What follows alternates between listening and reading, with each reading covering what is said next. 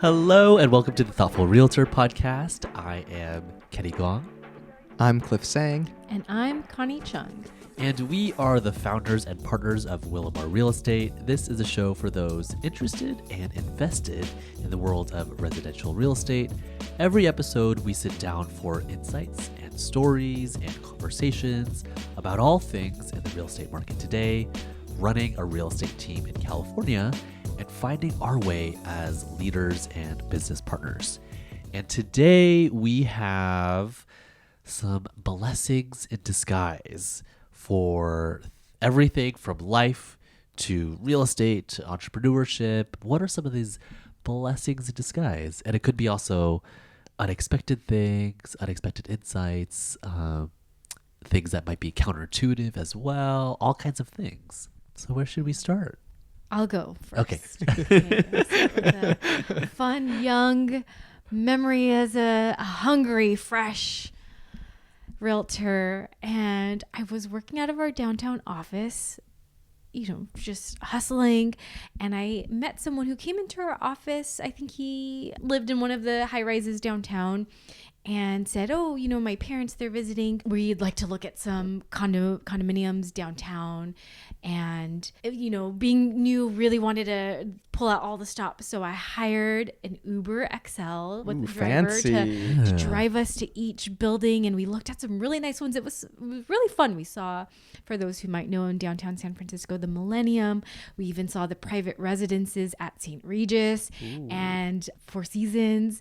And it was, I was learning as I went along on the tour and at the end of the day spent a good amount of money on Ubers and, ended the tour, chatted with the client, shared the different options, talked about the value to the best of my ability.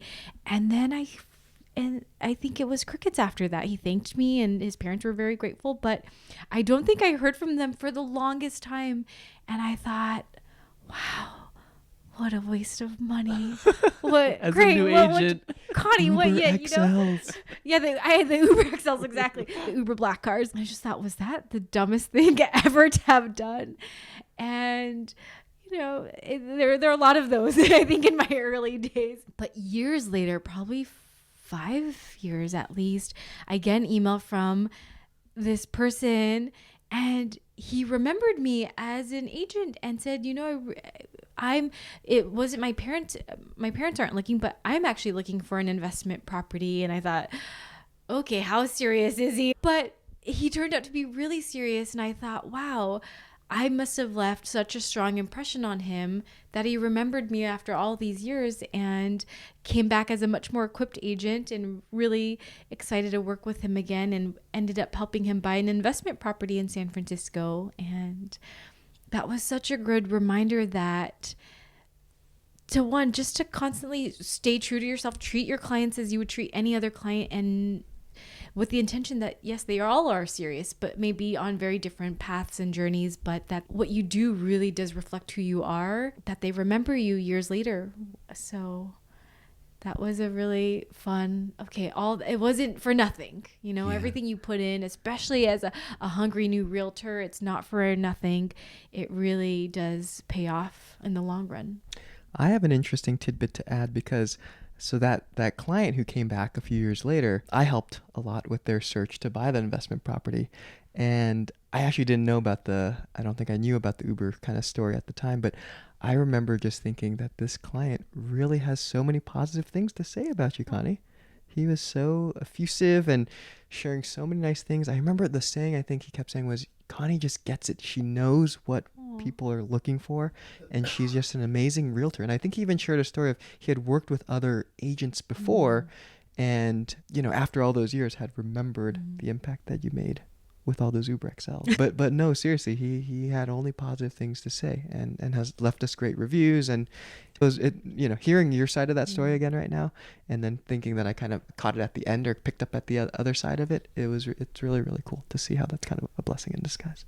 Yeah, for our young realtors listening to this, I think there's all we can do, especially as you're building your client list or clientele, is really just to give as much value. And come to think of it, in between those years, as an agent, I would send out mailers. And I remember, because I knew he owned a property in downtown, every time his name would pop up, I'd think, oh, is he opening up this mail, or, is this going to be of value? And I think all of the little things definitely do add up, and they do help, and focusing on what you have control over is so important. Cliff, what about you? My story for blessing in disguise is after graduating college. So I graduated in 2009, which was a kind of a rough time to graduate. The economy started to collapse in 2008. So when I graduated in 2009, one of my goals ideally was to kind of move to San Francisco, work in finance, and kind of start that career. But instead I had to pivot, and I joined Teach for America. Great program. I was excited to join, of course, but that was not kind of the 1A option from graduating. And I remember at the time, I don't want to say I wasn't bummed by any means. I was still excited, but not getting your top choice of what you want, kind of felt that a little bit inside. But in hindsight, it was a blessing. I've pretty much lived in California all my life. I moved to Houston and had some really, really fun experiences there. A few of my best friends to this day are folks that I met while living in Houston and doing Teach for America. And I also think of a couple memorable things too that I would have never had otherwise, like the drive out from California to Texas.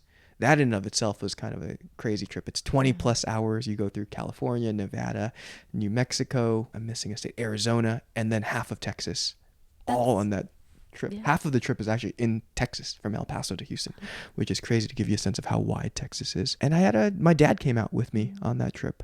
And that was a really, really cool experience to hear his story and just spend 3 or 4 days kind of just driving with my dad out to Texas. And also learning that their immigration story was they were either going to go to San Francisco or San Antonio, Texas. Wow. And I just think about my dad with a Texas accent and how that would just be very, very different. And then coming back to California, and here we are, and everything kind of worked out for a reason.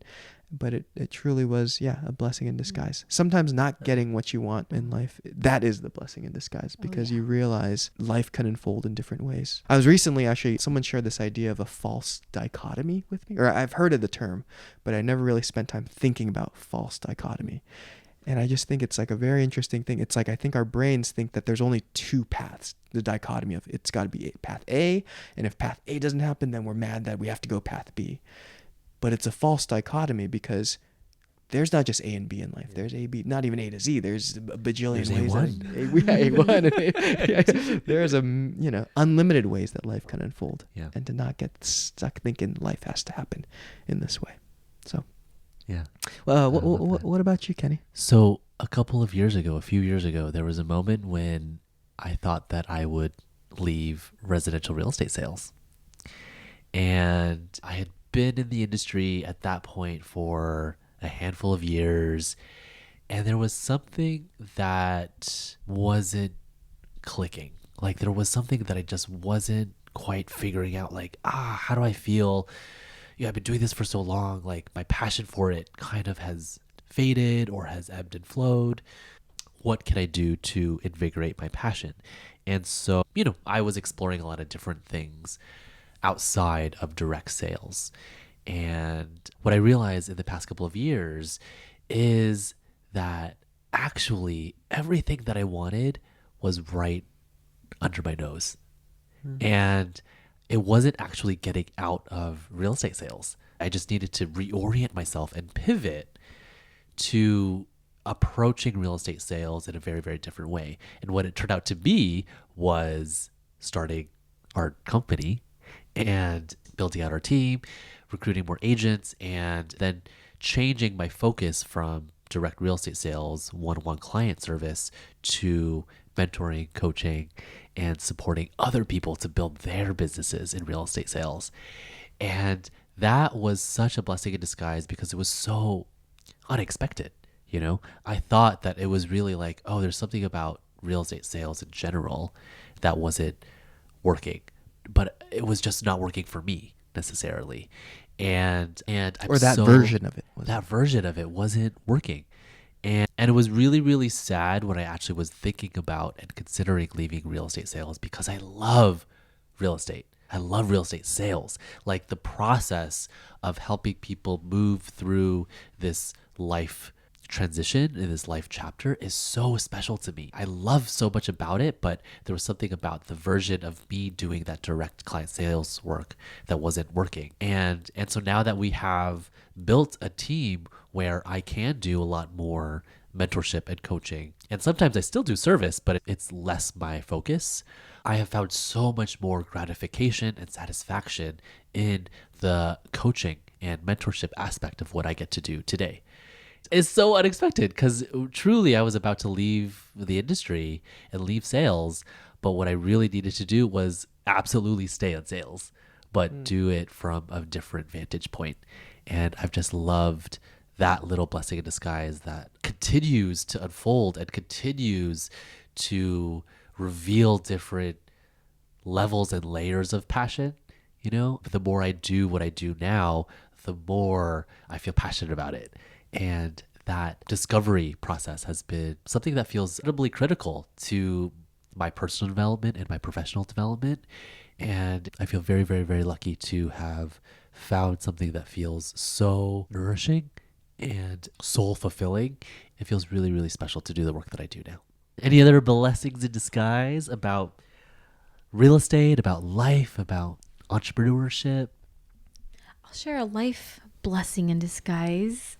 And I may have shared this in a previous episode. I can't recall. But if folks are listening for the first time, in high school, I knew I was not the smartest class kid in the classroom. But, I thought I tried hard. I took honors and AP classes. I did a lot of extracurricular. So I thought I'd get into a decent college. And I got rejected from almost every college I applied to.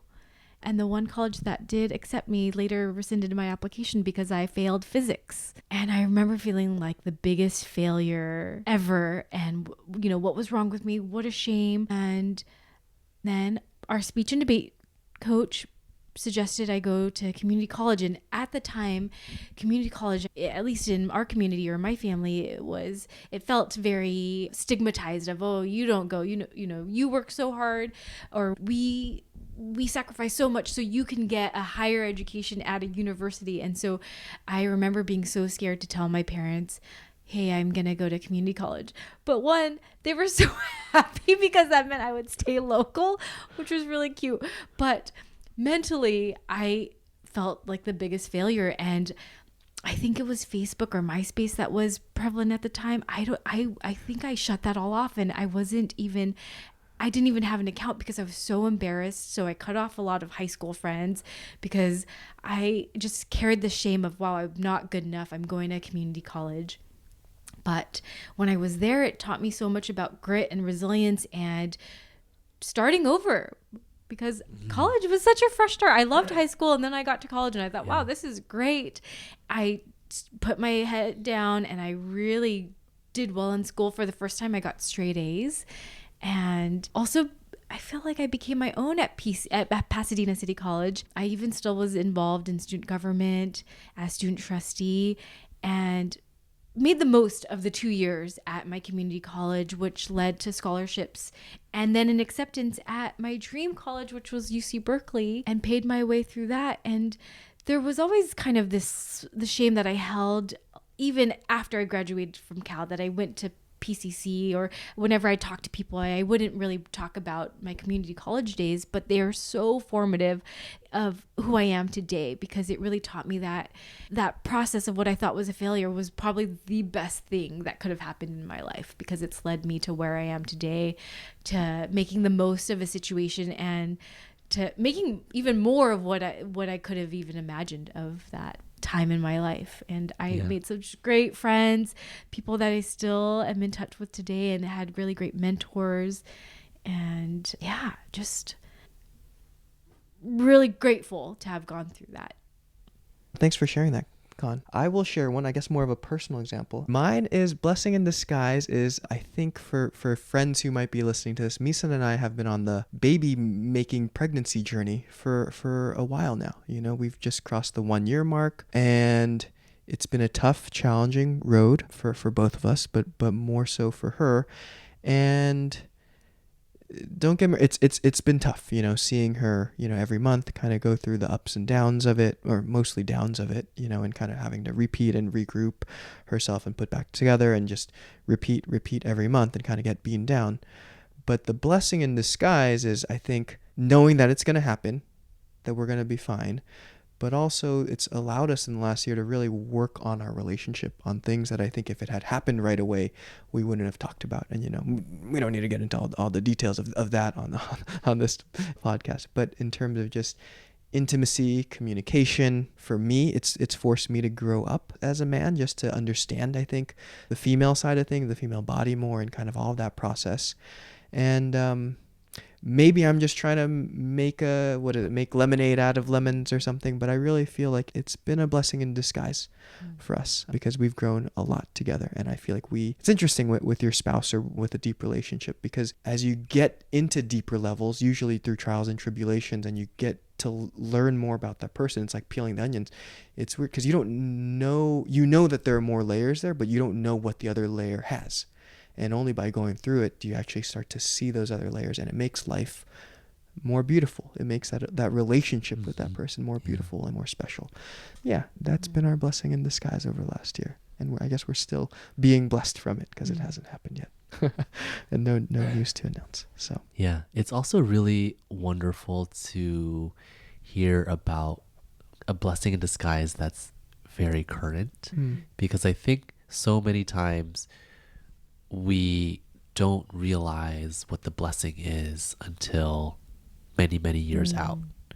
So what I think is so wonderful about what you're sharing, Cliff, is that it's a very mindful practice. Like the mindfulness and the presence of being able to see through a current hardship what the blessing is. It's such a powerful emotional tool to be able to say, wow, I'm going through a really, really hard time, but there already is this silver lining, or there's this blessing that is already unfurling and unfolding and revealing itself to you. And yeah, that's a powerful place to be, because I think that is such an aspirational way of living, because we're always going to be going through hardships regardless of where we are in life. We're always going to be going through hardships, but if we're able to find what that blessing in disguise is with our current hardships, that's a superpower. Agreed. Yeah. And to add to that, kind of adding to what Connie was saying earlier about things being stigmatized, it's been really, really interesting to see as we've shared with other folks, and they've shared back about their journeys as well, and just the words of encouragement that we've gotten, and the connections that we've built with other friends who now have kids, learning about their journey, and it being not as stigmatized in our heads. Just how tough it can be. So yeah, thanks for that, Kenny. Yeah. Well, thank you all for listening to some of our blessings in disguise. I just love these, and I think that this could be, we might do a part 2, a part 3, a part 4 of these blessings in disguise, which I love. And yeah, we just really appreciate all of y'all who've tuned in and gotten to share in some of these little reflections of life and business that Connie, Cliff, and I have been able to think about. And yeah, we really appreciate you. And on that note, this is the end of another episode of the Thoughtful Realtor Podcast. You can find us at willamar.com or on Instagram at willamar__. And if you haven't already, hit that subscribe button and leave us a review. And if this was a helpful episode, an enjoyable episode, we encourage you to share the love and share it with someone that you think would also enjoy it. So thank you so much for listening to this episode, and until next time, bye. Bye. Bye.